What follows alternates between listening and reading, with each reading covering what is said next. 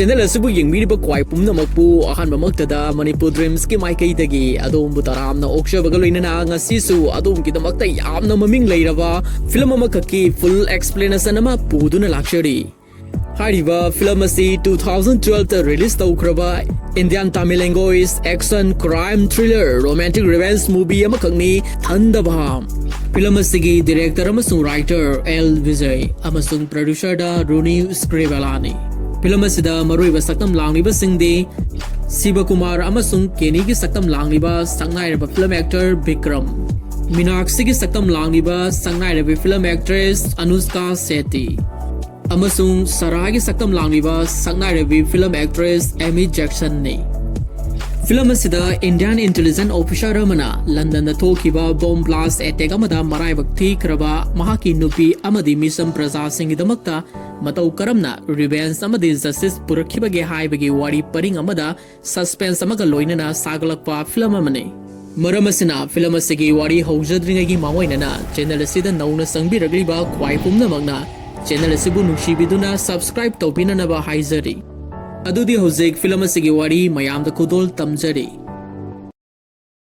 film asigi ahan basinda ulibasi 2011 gi new year numita London da bom khara pokhai ki bagi saktamni masida London gi maroiba city khara si yamna sathina amanga da thohan bata natana misi minasu yamna yauki hairiba thodok asigi wari si horen film asigi flashback ta amuk matau karamna thokhibano haibagi matangda amuk lakhigani masigi mathangda olakpa sahi haibadi 2012 ki 1 January gi sin amuk ulakli numit asigi numinangi matam amada Santiago wa fagi yamna tawganba Indian taxi driver amana London da taxi passenger service tawduna leibani mahakna lambi da masak khangdaba miyoi amabu mahaki taxi da puduna laklami hairiba miyoi asigi maming si Kenny kawi Marksi film asigi hero natragana villain oigadoribra haibadumadi suspense adumak thamjarage adubu mahaksi kanano karino asengba mamingdi kari kaubage haibadumadi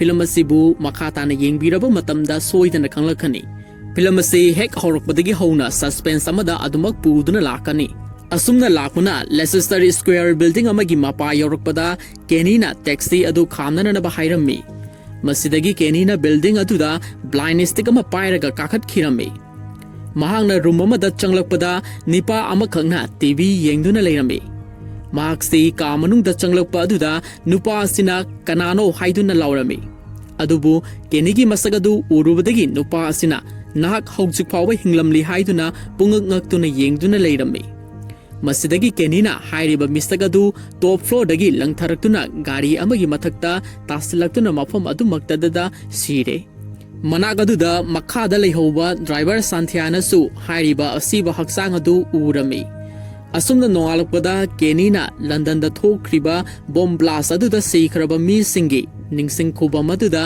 leisu khara katlami masigi mathangda London Police Department na driver Santiago thodok aduga mari leinana interrogation tawrami adubu driver Santiago se English fazana khanglamdabadagi British Tamil officer oriba Birkatina makhatana interrogation chatharami Birkati se yamna intelligent oiba haisingba officer amane mahangna Santiago da thokriba thodok adugi wari linana bahairami adubu Santiana mahangna uhoba haibabu passenger amabu thinbiramlaga atopa passenger ama ngaiduna leiningaida misak adu awangwa floor dagi tarakpani masidagi hena karisu houde maduda Birkathina nangna purakpa passenger adudi mafam kadaidagi pick up tawrakpage maduda Santiana adudi aisu bab oihodre nomada aigi taxi da passenger si masing yamna pubani asumna driver Santiago wafam adu tarabagi tungda mahaki address lorame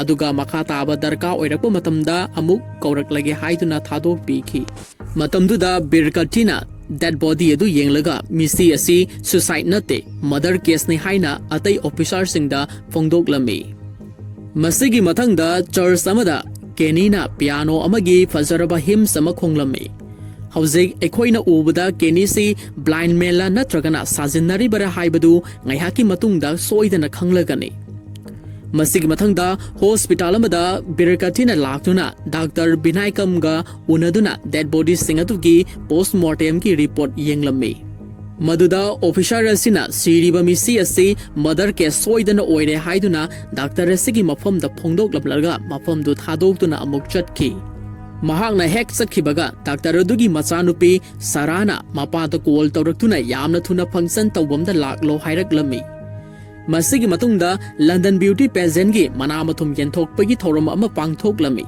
maduda Dr. Binhaikam gi machanupi sarasi Miss London gi title fanglami matamduda London gi #1 beauty agency amagi staff amana sarabu makhata na makhoi gi agency asida contract tawrasi mathangi Miss England title launana ba honarasi haiduna proposal pirami hariba proposal adu sarasu harau yarami adubu manak adwaida leiramba British masa amanasu mahaki girlfriend se masaksu yamna fazaribane India macha contract tawdoba saruk British oina launana ba hairami adubu agency asigi staff na yaramde masida makoi se yamna saurami asumna agency asigi department da sarabu kauduna mahaki profile yenglami adubu manager na mahaki masak asibudi perfect oire adubu hena mapung phana na bitamakta social minded oiba creative photo gumba khara athuba matamda submit tawshala u hairami masidagi staff asiga punna lambi sorokta tholaklaga photo shoot khara tawrami masigi mathangda London gi yamna maming chatlaba church amada amuk changlaktuna mafam asigi church ki pastor singbu khudol polpi bagi photo shoot ama amuk tawrami adubu mafam aduda kenisu piano khongduna leirambadagi makhoiga thengsinarami maduda kenisi laimaida turami madu ubada pastor sing aduna makhoi anibu mamit udraba miyoida hanthana yengbi haiduna nganglammi maduda sarana kenida makhoi tasengna khanghodre aikoi beauty pageant amagidamak photo khara lawba lakmani mahaki mamanabagi mahut sillaga soikhre haizarami maduda kenina aidi nakhoi bu ubagi sakti leitre nakhoi si phajai natragana phajade haibasu karimata khangdre hairamlaga thokhirami kenigi wafam aduda sarasi thamoi sokpa haibadu oiki masigi mathangda kenisi Santiago amuk lambi da thengnarami masida Santiana kenigi mafamda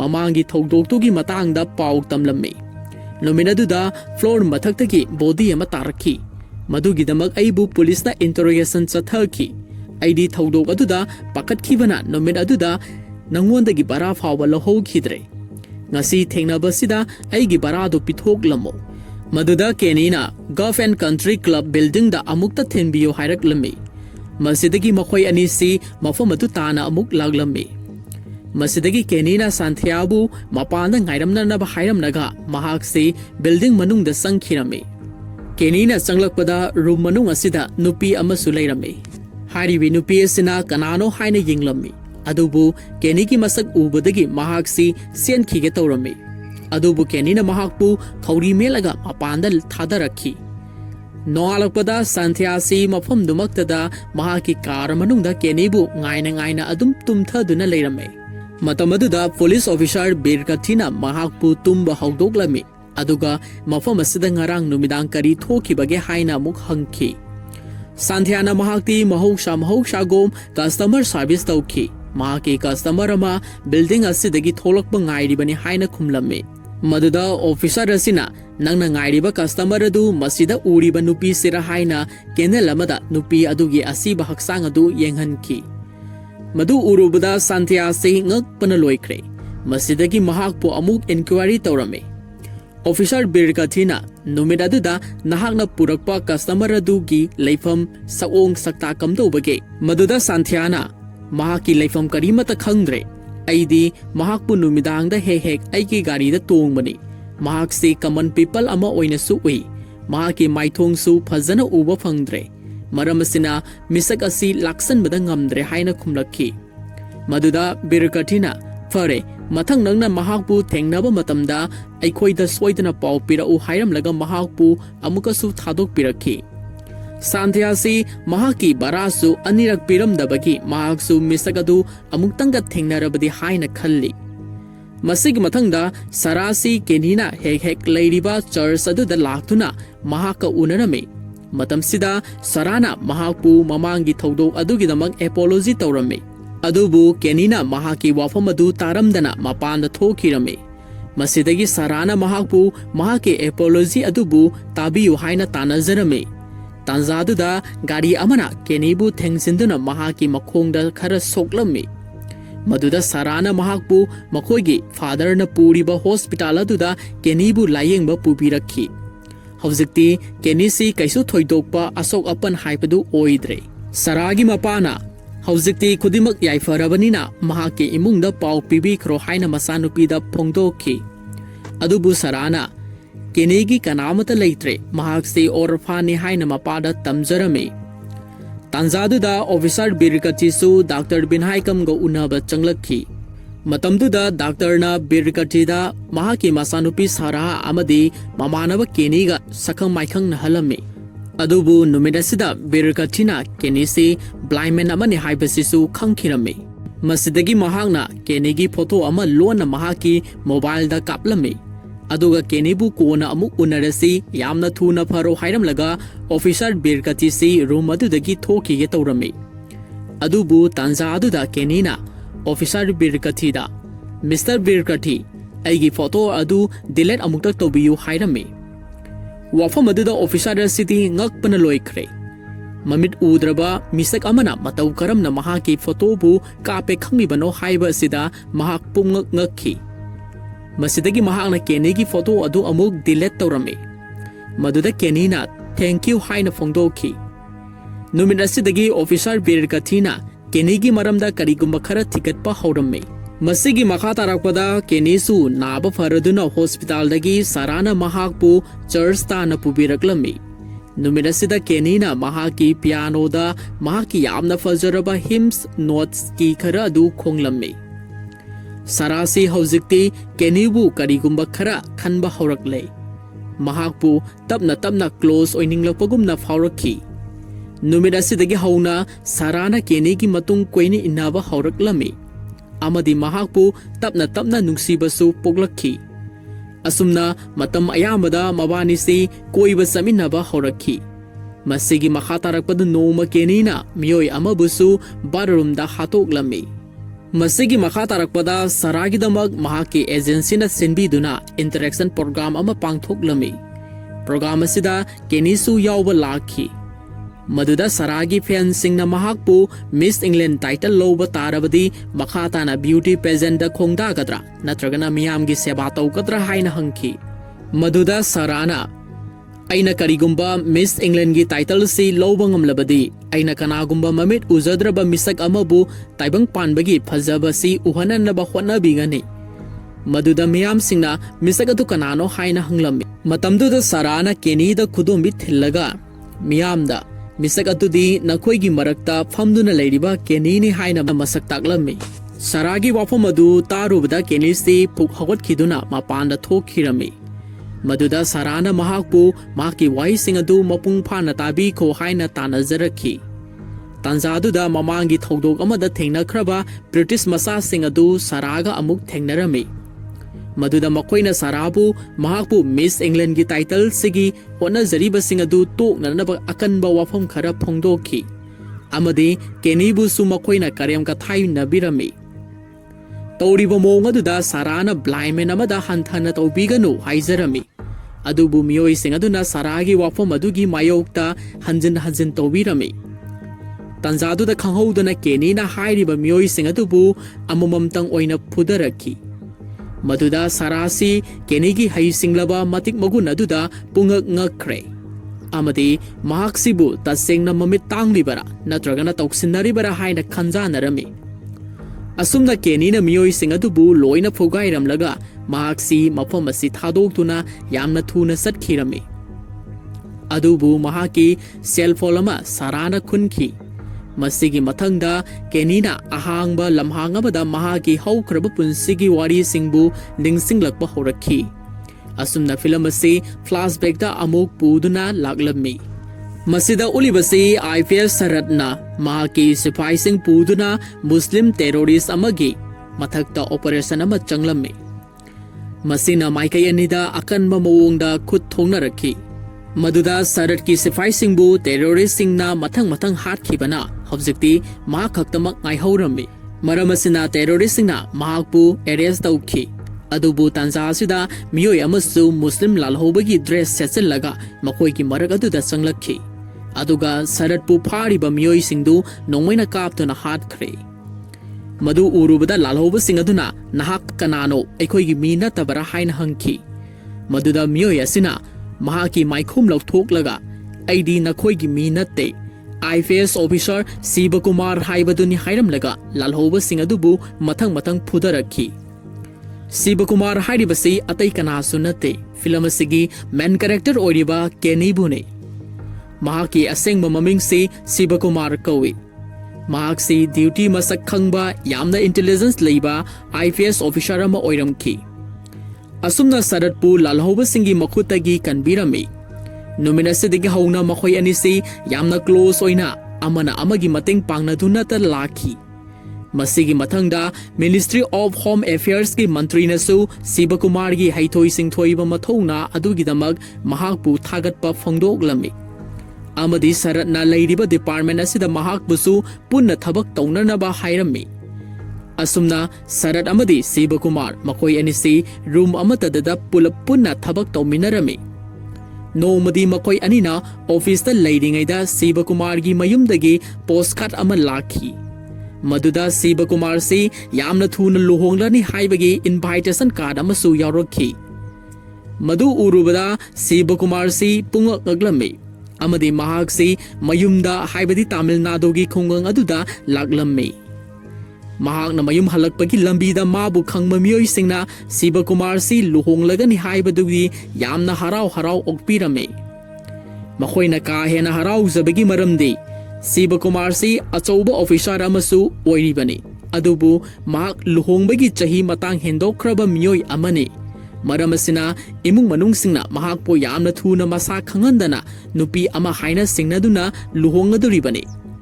Asumna Siba Kumar na mayumda laglabada mahagi apokpi mase masal pumna maksu harau jare. Adubu Siba Kumar nandi mahaka luhongadoriba nupi adu kanano karino haibasu khangmanatri. Maramasina mahana luhongba asi thumalli nupi ga hana sakang maikhang nakhige. Natrabadi hayengwai understanding leminaraktabasu yai hairammi. Adubu imung manungi miyoi singna mahaki damag yai fananaba khallaga pangthoklibani haiduna Siba Kumar gi wafambu kanamatana thausabiramde. Siba Kumar na mahakna luhongdringaida kaina oigadoriba nupi aduda mahaki hauzik oiriba sinpam asina mabanagi yumbanbagi punsida akaiba pirakpa yabagi fibamda leiribane. Mahakti condition amadi situation na thabak mafamdagi halaktaba phawa yariba misakamani. Maram singsi mahakna nupi adugi mafamda mangjawnana phongdokpa pamki. Maram sina Siba Kumar na nupi adugi manakta chalami adubu lambida nong sukanna sutharakhi. Mahakna lakpada labuk lamhang amada kaina oigadoriba nupi adu nong marakta yamna harauna leiramba ukhi. Mahakna purakpa satinaduna huinaw masa anibu tupiduna thambirambadusu Siba Kumar na urure. Nupi ase atay kanasu nate film asigi heroine oiribe Meenakshi ne. Mahakse hek yengbada masak matau yamna fazabata natana pukchal saurabi Delhi gi maming yamna leiraba hospital amagi eye doctor amasu oiribani. Meenakshi gi masak matau urubada Siba Kumar se mamit kuptana yengzarame amadi mahakpu nungsibasu phaukhirame. Masidagi Siba Kumar na Meenakshi da wapum amata phongdoklamdana mayumda halaklaga luhongbadu mahak masana su yare haina imungi miyoi singda phongdokhi. Asumna luhongbase yamna harau ta yamna pangthoklami. Tasengna hairabada makoy anisi amana amabu kanano karino khangnadana luhonglakpani. Maramasina luhongbagi numidangda makoy anisi tumnanaba hotnarami. Adubu Meenakshina mahaki mapuroiba oigadoriba sibada wafam khara phongdokhi. Meenakshina ngasidi ibani luhonglaba haibadu oire. Adubu ibani mamangda amuktasu thengnarakpa natri. Maramasina ibani hana sakang maikhang ama darka oiri. Nahakna kari thabak tauri haibasu khangde. Aidi isagi duty masak khangna tauba pamjai. Maduda Sibana nahak karamba village dagino sinpamna kari tauri bage haina hanglakhi. Maduda Meenakshina aidi village da poglabasu Delhi da chaurai. Delhi gi maming chalaba hospital amada ai gi doctor ama oiri. Mayam gi seba tauri. Wafam aduda sibasi yamna haraujarami. Mahangna din nupi asi lairik hairamloidaba ama oina khallubani. Maduda Minaksina nahaksu Delhi gi Police Department amada lei haina tai karamba grade ta leiribano. Maduda sibana mahaki asengba grade haige honaringaida Minaksina marak thalladuna SI ne haiba natra.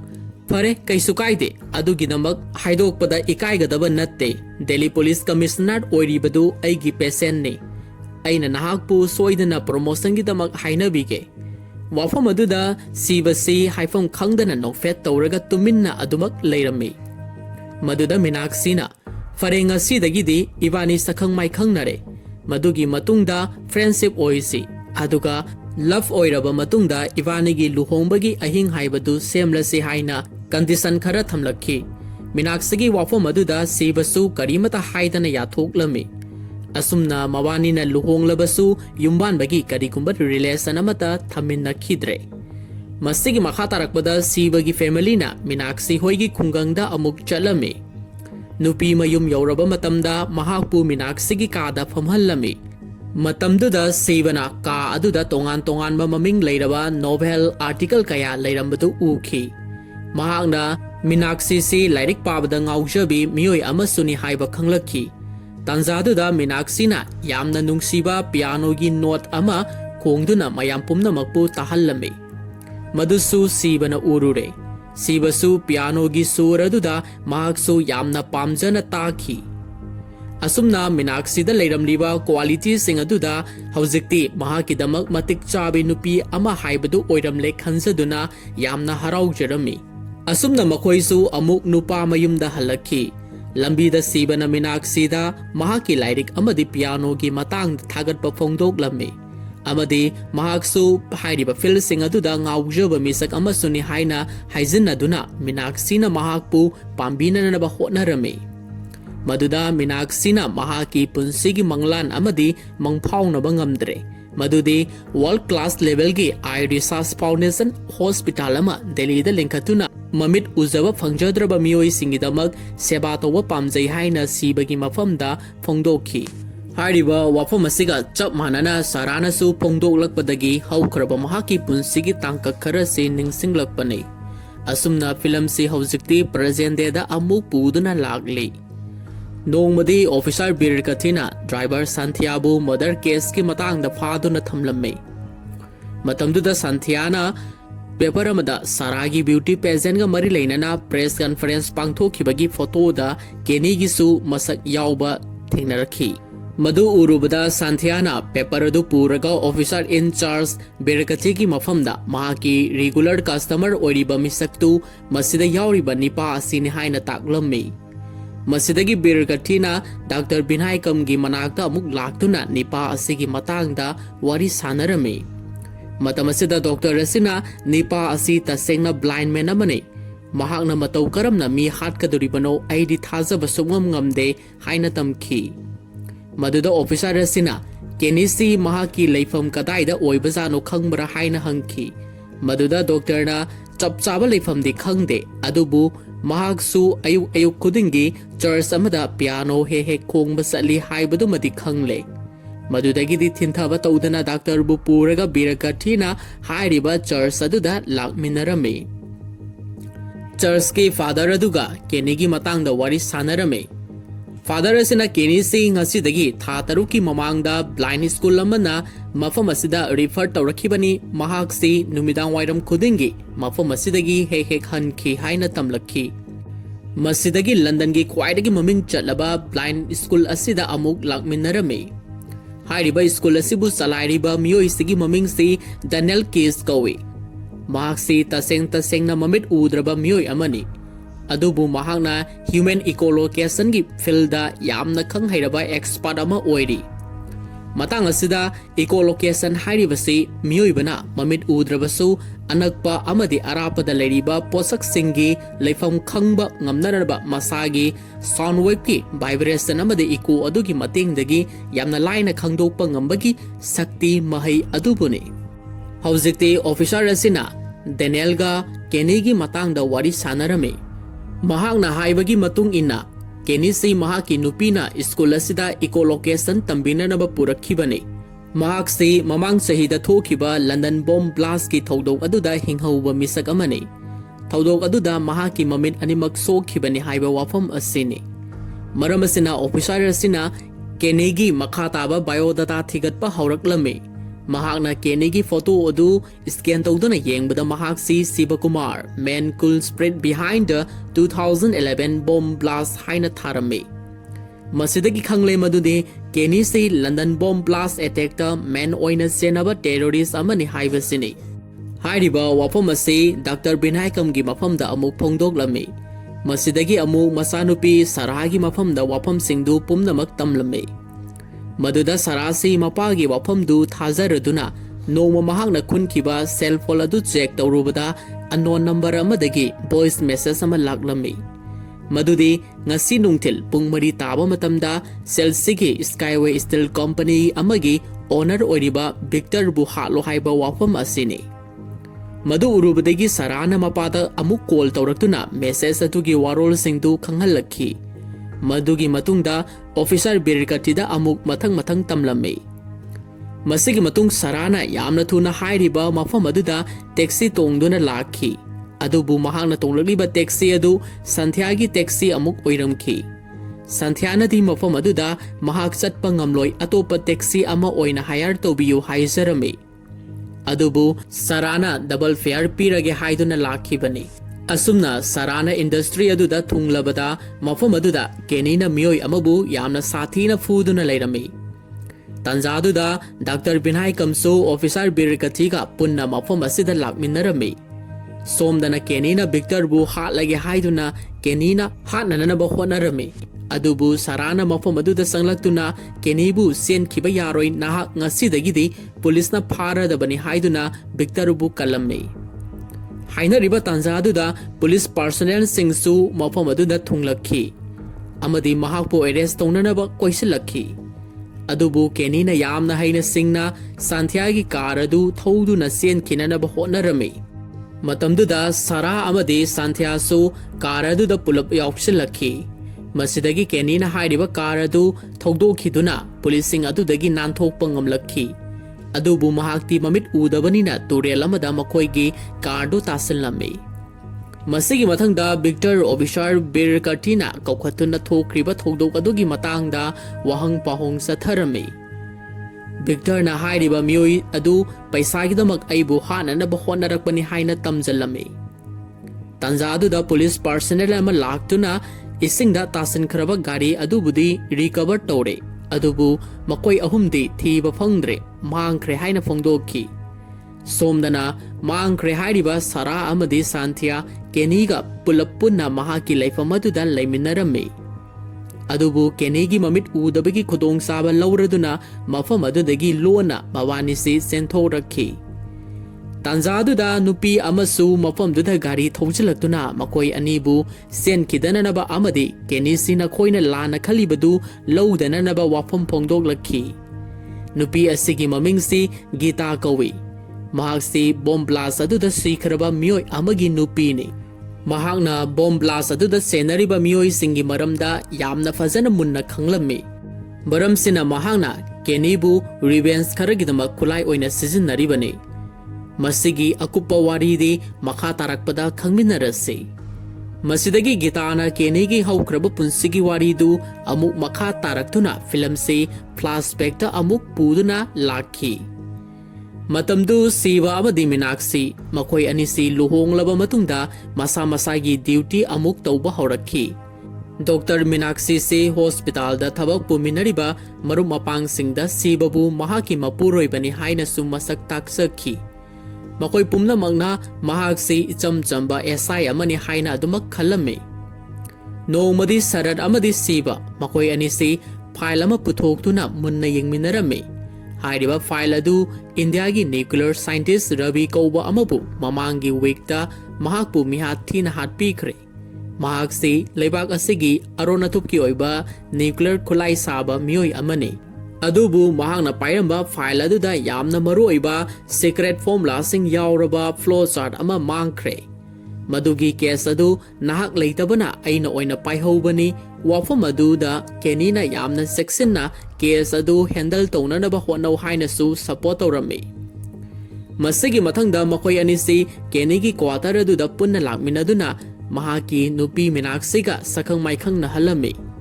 Masigi makatarakpada sibana nupi gidamakta piano class yauduna khongba hainana kanna honarami.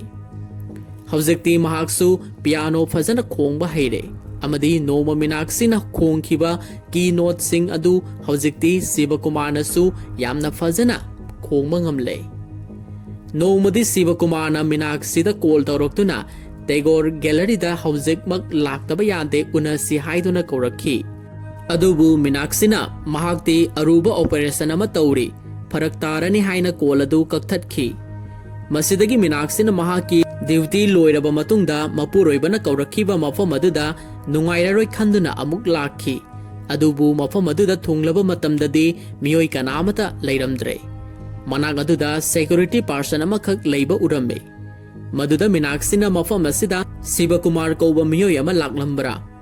Mafam asigi gallery manung sida amuktang sange hairame. Adubu security asina hawjikti photo exhibition program su loikre. Hayang oina laklo hairakhi.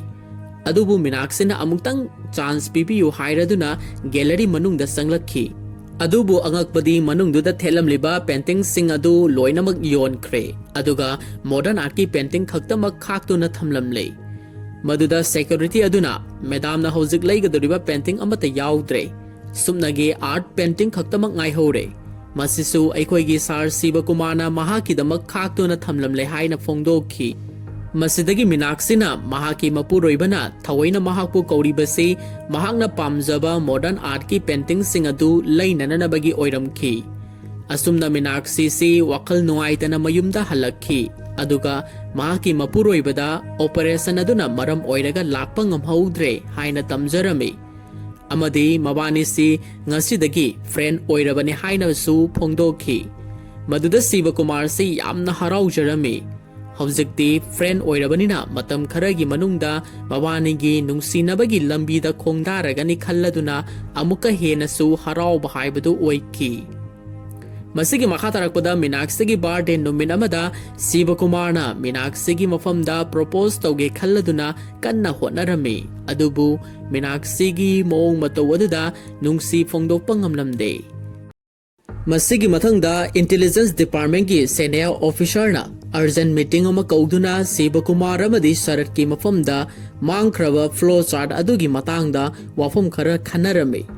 Amadi India da nauna sanglakhiba foreigner singbo kupna senarabadi mangkhiba flow chart adu soidana phangba ngamgani haibagi thajaba amasu pirakhi. Madugidamak makhoi anida pangthokaduriba mission adugidamak section na taunanaba wafam su thamlakhi. Asumna Sivakumar mahaki office da leiringaida minaksina function amagidamak Lodi garden da soidana laknanaba khanghalakhi. Masidagi Sivana wakal singnaba amaga loinana mahaki nupi minaksina kauriba mafam aduda laklamme. Adubu mafam du yauraba matamdadi minaksi hoigi hospital gi chief doctor adugi wedding anniversary pangthoktuna leiramkhi. Maduda Sivana karigidamak mahakpu kauribano haina hangkhi. Maduda minaksina function asida Delhi Police Commissioner su guest oina lakani. Mangonda nahaki promotion gidamak wanom hauge tawbani mahaksi aigi fashion amasuni maramsina manasu sungsoi soidana yabirakani haiba wafam aduda sibasi haifam khangdaba nokningba haibadu oirame.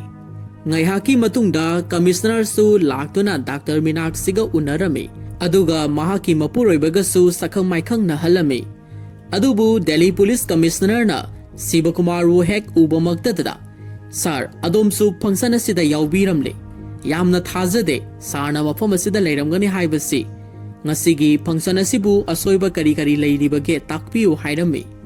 Wafam asi tarubada minaksidi yamna angakpa haifam khangdaba haibadu oirame. Commissioner na makha taraduna Sivakumar da mahaki promotion gi matangda mantri da khara hainabiu hainasu haizarame. Matawadu urubada minaksina yamna ngakna manag aduda leiriba security personnel amada asumna Karigino isam samjaba SI amada Delhi Police Commissioner sina sar haina kauribasibo aduga mahaki promotion ki matangda hairisibu karigino haina hangki matamduda police personnel aduna yamna ngakna karino madam mahak sibu isam samba SI oina malurabo mahak si leibaga sigi top powerful intelligence officer mangagi manungda amani wafam aduda minaksina nahanwaidagi mahaki mapuroibasi isam samjaba police ama oina khallubane adubu mahakti leibak sigi mayamna respect tongnariba achowa miyoi ama oiramle khallubada yamna haraujarame ngaihaki matungda mafam aduda sibana minaksina noma khongkhiba piano gi notes adu khonglammi madu urubada minaksi si pungak ngakre amadi mahaki wakhal si mawon khalakpa haibadu oirakhi asumna matik charaba misak amagi nungsibabu mahakna masak khangbiramdana ngasi phawa leirambasina mathamoisi leitafam khangdaba haibadusu oirakhi tasengna hairabada minaksi si sibakumar bu nungsiba apamba haibadu oikre manaktagi suken hendokning khidre adubu simbal thona nungsi phongdokpadi ngamlamde asumna makha tarakpada nongmasi siba amadi sarat makhoi gi nupi singa punna hotel amada sakhang maikhang nahalami tanja aduda sarata kolam lakhi aduga jama masjid rota haujimak laknana ba khangalakhi masidagi sarana sibada mahak urgent oiba thabak ama leire ai haujimak sattaba yadre nahakna aigi nupi sibu yumda khara thinbiram lo hairam laga mafam adudagi thuna satkirami Saratna mafam aduda yauraba matamdadi mahaki sifai singsu mafam aduda mahakpu ngaiduna leiramki aduga makhoina unagadoriba misagadu building manungda sarbu lakpa ngairibani haina tamki madudagi sarasi mathanda building aduda kakatkhirami somdana sibana mahaki nupiga loinana makhoi ahumsu mayumda halakpagi lambida sarata kari anauba paw leirabage khalladuna call tawraklami adubu mahaki phone du switch off leirami masidagi mahakna karigumba khara thoklamngadaba male khaladuna saratna sakhiba mafam aduda makhoi si amuk laklami sibana sport mafam du yorakpada mapanda police personnel singdu makhoi gi sarat tholokpa ngaiduna leirambadu ure maduda sibana nakoi gi sarati kadaida leikhre haina hangki maduda personnel sing aduna Sardi mahak matomta building manungda inquiry towa changkhibani adubu hojik phawba tholakte haina khumjarami masidagi sibana mahaki nongmai sattuna building manungda sangki mahakna asum changlakpada ka amada foreigner amana saratpu nongmaina namduna leirambadu urure madudagi siba kumar lagle khanglabada foreigner aduna saratki pambomna nongmaina kapsalamlaga mahak makhada senthakirami masidagi sibana miyoi adu koitan tan aduna phananaba hotnarami adubu foreigner asina pesar bai ama gun point namduna pharami aduga makhoibu khulai thadoknanaba hairai hairiba tanjasida nongmaina sokhoraba saratna miyoi aduda nongmai amana kaptuna hatokhi thogdok adugi makha tarakpada sibana senior officer da siriba miyoi adu aikhoi gi leibak asida tharakpa spy amani mahaki mamingsu arotpani maramasina case adu aingonda oina sinabiro aikhoi gi staff singi manungsida aikhoi ga lona pau phaunarabara haibagi singnaba leire haina phongdoklammi ahanbadadi sibana hairiba wafam du yaramde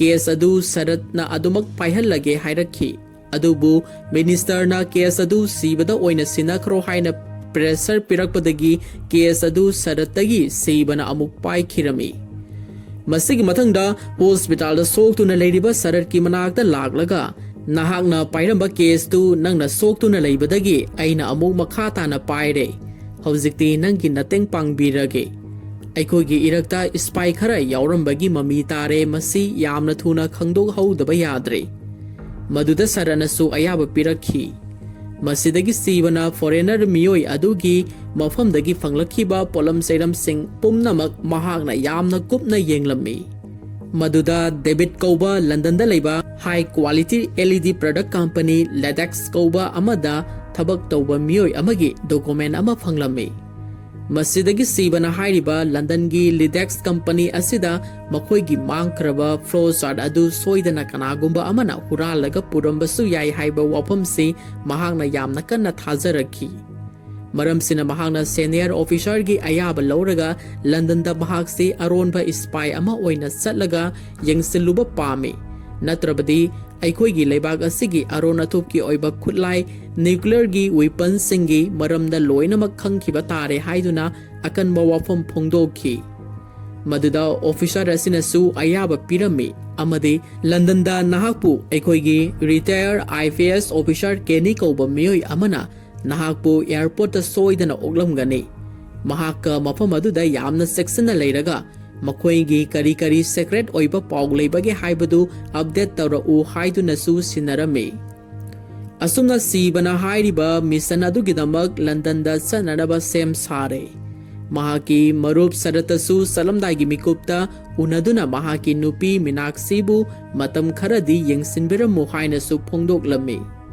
somdana minaksi si wakal yamna nungaijaramde tasengna hairabada minaksina su hojukti sibabu thamoi sengna nungsirabani mapan thongda phongdokpa ngamdabata bangaire adugi su mathakta mahaki mapok numit asida mahakna mapuroibagi damakta surprise oiba gift ama khudol tawjage khanduna leiribani adubu sibagi mapok numit si new year numita oiri haiba numit asidi sibana mayumda halakloidore London da leigadori maramasina amuka hena nungaijadaba haibadu oikre asumna sibasi London maikai pangkre mahakpu airport Kenny hairiba miyoi asina okpirami masidagi mahakpu Kenny gi mayumda leihallami aduga mabani si London gi maming leiraba showroom government office millionaire singi hotel restaurant singda koina satuna kari paw leibage haiduna yengsillame matamadu da Kenny na cargo office ta thabak tobi nupi amagi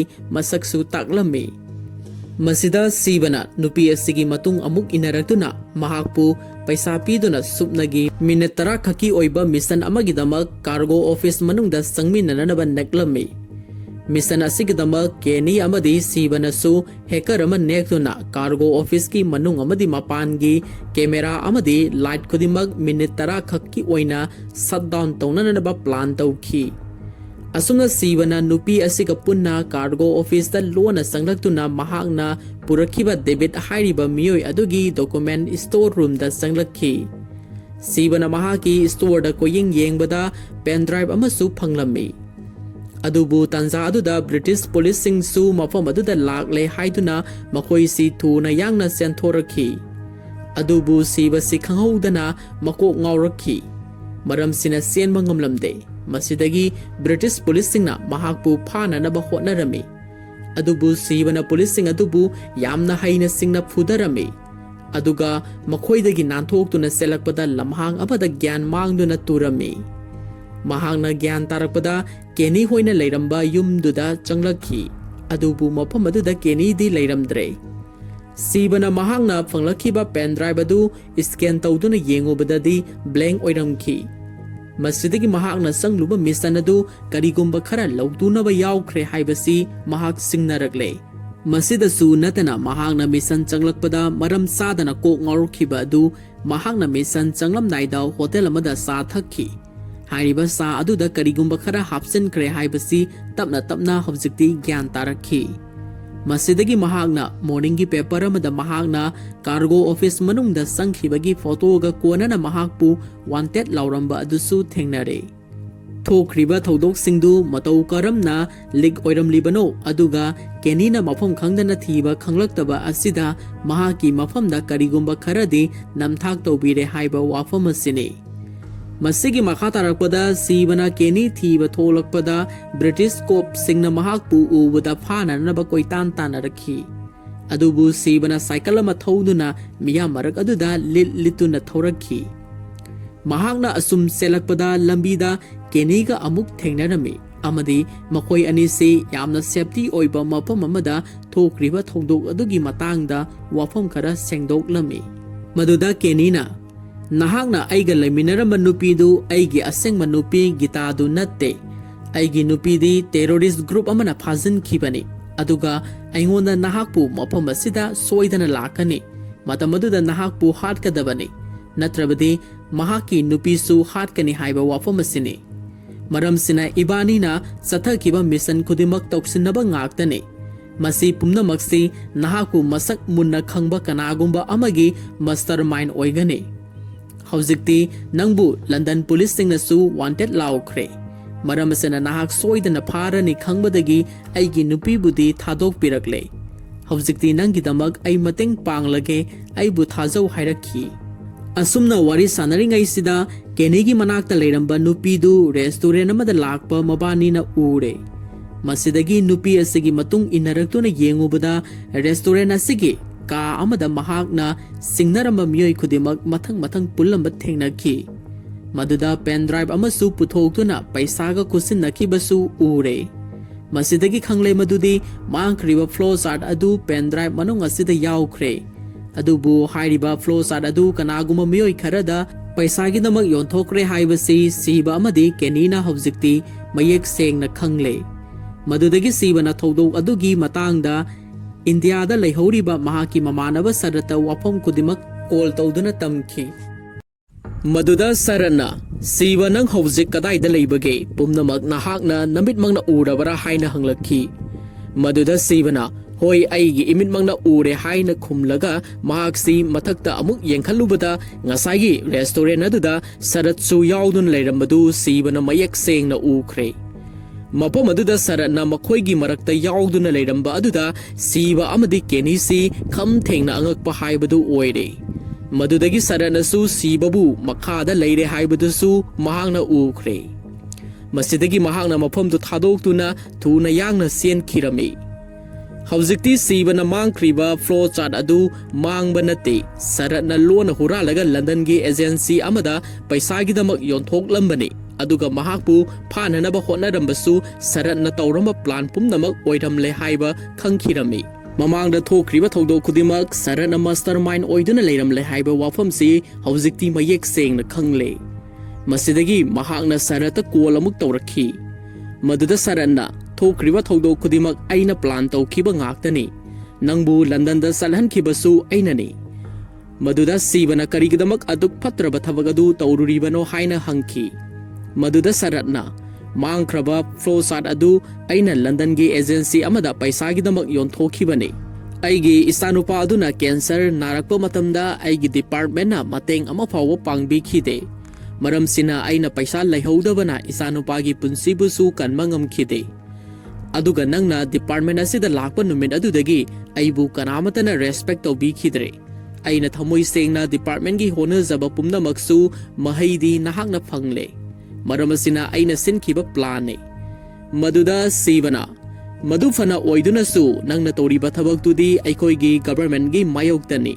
maramasina nak haujikti sarenda tawro haina yamna sauna phongdokhi maduda saratna yaramde asumna wari sanaringaida minaksigi khonjal tarakhi mahakna sarata kol wari sanaribase sibagara haina hanglami maduda natte sibaga leiminaba mamanaba amagani nahakna sibabu unaninglabadi hayengi numita ayuki pung nipan taba matamda London Tower Bridge makhongda sibabu ngairuro mafam aduda mahaksu soidana lakani haina phongdokhi haina riba wafam singdu sibasu loina tare mahaki nupi Minaksi su saratka punna London da lakpani haibasu khangle maramasina mahakna sarata ibani gi thabaki warida nupibu matang asida khulai oina sijanaganu hairami adubu saratna masigi khudong chaba si lauraduna nahakna aigi wafam adusu yadrabanina nahaki nupi oina unaba chaluro hairamlaga koladu kaktatkhirami tasengna hairabada Minaksina London da laglibasi hayengi numitsi New Year numit oirami maramasina sibagi birthday oibasina mapuroibada surprise oibagi pama pirurage amadi nungsi phongdoklurage khalladuna saratki London gi khongchat asida mahaksu yaujarakpani hayengsi mahaki mapuroiba siba unaragani khallubada Minaksi di yamna haraujarami adubu sibadi hayengi numit asida mahaki nupida kari phataba thoklagadage haiduna wakalsi yamna nungaitana ahing supa khanglami asumna New Year gi numit oirakhi Sibana Keniga Punna Minaksiga Unasi Haina Kiba Mafamaduda London Bridge Makong the Laklami. Mafamaduda Minaksi Su Makuta Yamna Fazarabagi from a Paiduna, Mafamaduda Saratpu Lakpra Haiduna, Naiduna Ledamki. Adubu wanted Lau Krabanina, Masak Pongna Mahaki Mafam the Uluba Yadre. Maramasina Mahaka Lakminariba Kenina, Mahaki Mahut Sinduna, Minaksigi Manakta, Changluraga. Nahak mapamasida adumak ngaiduna leiramlo haiduna kenina mafam aduda tana sangkirami. Adubu tanza aduda manak nakpada khinduna leiriba dustbin amada masak khangdaba miyoi amana dustbin manung aduda sakti leiraba bom ama thadarambadu sibana uhaurami. Masjidagi mahakna kenibu kauduna dustbin manakta sangsin khinu haiduna lauraga sensilakhi.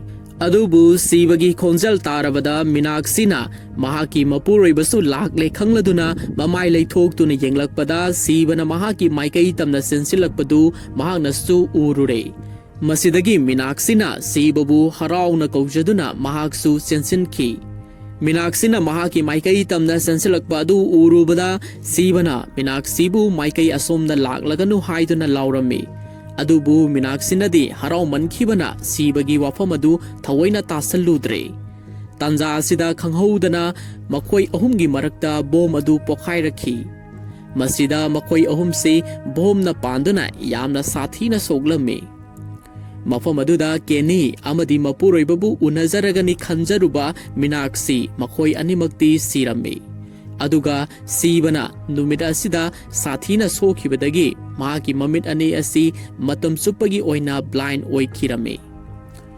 Taudoksigi Makata Rakpada Union Home Ministry ga Intelligence Department ga Maroiba meeting ama pangthoki Maduda Sarana Thokriba Taudok Pumnamak Sibana Paisagidamak floor chart adu London gi terrorist group amada Yontokibani Haiba Aranba Wafam Pongdok Lami Masidagi Sibasi terrorist ka mari leinaramle amadi London gi bomb blast amada mahaki nupi ga punna mangmina kre haibagi pau newspaper amade TV channel sing da fonglakhi Somdana masama mo sire haibagi pau tarabada Sibagi mamasu stroke tawduna sikhirami Somdana London gi hospital amada kenegi nupi gitana mahaki mapuroibagi asiba haksangbu uraga laman khumba pamlakhi Maramasina Mahana Laying Duna Ladiba, Mamitang Krabasi Babu, Mahaki Mapuroiba Kenini Haina Ontoki.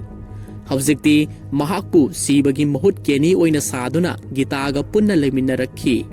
Gitana Mahapu, Maming Ladaba, Blind Expert Denel Kis Kimanakta Puraktuna, Ecolocation Tambirakibani. Masigi Makatarakpada, Bomb Blast Adu the Sena Kiba Mioi Singbu, Gitana Matang Matang Tak Turaktuna, Kenina, Matang Patang Halakibani. Hariba Todok Singi Wari Singbu, Gitana, Sara Amadi, Santiagi Mafamda Amata Sithadana Tamlame. Asumna Hobzikti, Asingba Wari Singdu, Tarabada Sarana, Sibabu Lana Kalambadusu, Mankre. Siba Mara Laitre Haibasu Kangle. Masigi Matanga, London Gi newspaper Amada, Blind Amana Mother Case Ki Mari Lainaramba, Pau Fonglaki. Maduda Sibagi Photosu Yauraki. Madu Urubadagi Skyway Company ge owner Victorna Saratpu Kudakta London the Lagnar Bakhangalaki Masidagi Sarasi Tintha Vatodana Victor Gimanakta Laki Amadi Sibagi Maramda Yamna Luna Wari Sanaki Victorna Sibasi Karigumba Police na Paki Batoglabadi Aikoi Pumna Maksu Matang Matang Pagalakani Maramasina Police na Padringida Sibabu Hatnanaba Wapam Pongdoki Wapam Asibu Saranasu Yarami Masidagi Makoi Anisi, Kenigi Nupi, Gitabu Paraga, Tabakudimaksi, Line Pangtopang Lagani Hainasu Pongdok Narame. Masidagi Mawanisi, Victor Gi Factory Aduda Laktuna Laikre. Matamaduda Makoibu Kupna Senariba Gitana, Makoi Anisi Factory Manung the Laide Haibasi Kanglame. Adubu Factory Gi CCTV camera footage da Makoina Factory Manung the Lading Aida, Gitana, Gari Amada Lakpadu, Ukre. Masidagi Victor na Gitabu Pana na Batana Kirame. Gita si Makoi ki life Maduda si bagi manakta pau si tamna na balaglame. Adubu Victor na Mahakpu Tanarapada Nomay na Kaptu na Gita si Nomay na Pankre.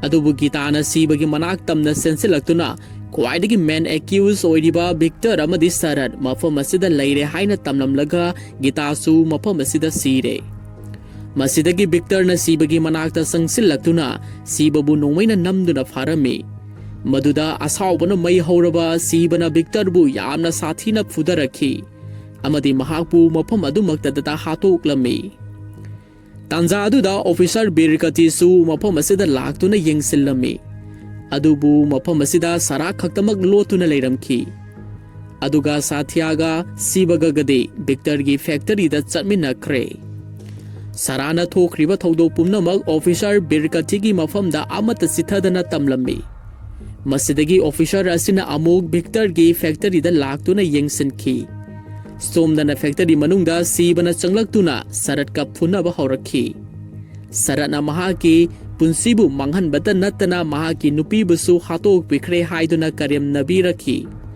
मसिदगी ममित उजद्रबा हई सिंगलबा सीबगा यामना साथीना फजन फुनरमी सीबना सरतपु फुदबा याबा फुदरबा मतुंगदा महाकपु योटकी बारमदा सरत की मकोक अदु हंजिन हंजिन यैसनदुना मकोक दु थुगाइरमी अदुगा महाकपुसु मफम अदुमक्तदा मई थादुना हालमी हौजिक्ति सीबना महाकी पुंसी अमदी moral लैजद्रबा महाकी नुपी ममानब केने अमसुंग गीतागिदमक लमन खुंबंगमले खल्लुबदा महाक्सी थमोय सोकना कपचरमे मसिदगी सीबना फैक्टरीदगी मपानदा थोलक्तुना officer बिरकथीदा surrender तौरमे असुमना थोखरिबा थौदो खुदिमक बिरकथीना India की home minister दा वाफम खुदिमक तमलखी हौजिक्ति सीबगी justice फंगलबदा British government असु महाकी मथक्ता थमलमलिबा case पुमनमकपुसु withdraw तौबिरमी अमदी India दा हनखिननबगी अयाबसु पिबिरमी सोमदना इंडियन गवर्नमेंट असु सीबबु होम कंट्री दा अमुक हलकननबा हाइजरमी अदुबु सीब कुमारनदी मतम अमगी सीब कुमारदु सीखरे महाक्ति हौजिक केनी ओइरे हाइदुना लंदन दा अदुमक स्टे तौखिरमी मफम सिदा सराना केनी की गाइड पीबीदुना मतम सुपगी ओइना मतेंग पांगलगे हाइना केनी की मतुंग इनखिरमी असुमना केनीना लंदन की बॉम्ब ब्लास्ट की निंगसिंग खुबम असिदा लैकटपगी सिन असिना फिल्म असिगी अरोइबा हाइबदु ओइरमी मसिनिंग असिगी मणिपुर ड्रीम्स ना अदोम गिदमक्ता पुदुना लाक्चरीबा थांदाबम मूवी की फुल एक्सप्लेनेशन असिगी एक्सप्लेनेशन असिबु कमदौबिबगे हाइबदु कमेंट सेक्शन दा थंबिरमु अमदी मथंगी वीडियो दा अमुक हन्ना थेंगनरसी।